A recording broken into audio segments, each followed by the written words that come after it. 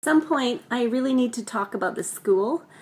When I went to Champion, I was going into grade 9, and so I went to the junior high public school in Champion. There was one, believe it or not. But for grade 10, students were bused to Vulcan, which is about a 15-minute drive. And I was terrified to go to Vulcan. I know when I talk about some of my escapades, it sounds like I was a pretty brave girl. Love made me brave. Love does that.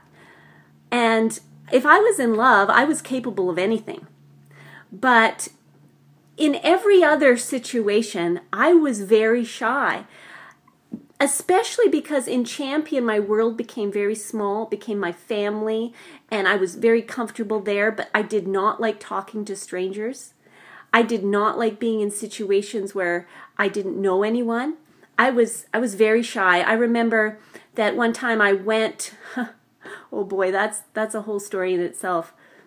One poor fellow, once I was 16 and able to date, one poor fellow tried to take me out.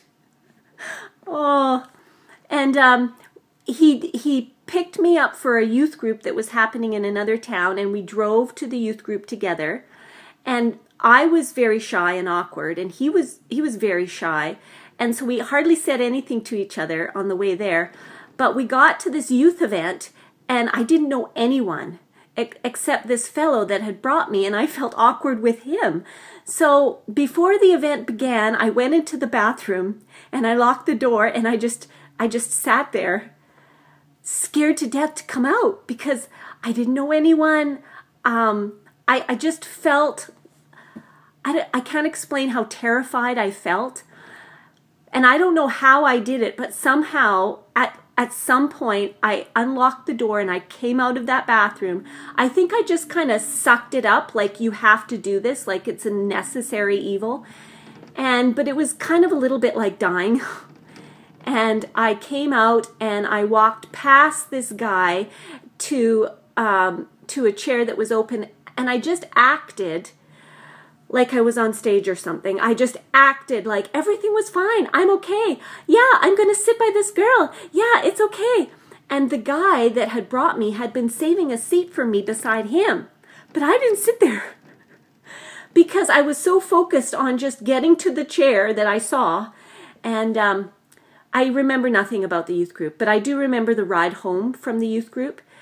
I think the guy was shocked and appalled that I didn't sit by him and I didn't spend any time with him at this youth function. We were supposedly on a date. Anyway, and so on the drive home I said absolutely nothing to him. He said absolutely nothing to me, and he'd never asked me out again. Anyway, how did I get on that subject? What was I even talking about? I don't even remember. See, this is the great thing about being older, is that you forget so easily. Honestly, it's wonderful. Like, I don't remember bad news.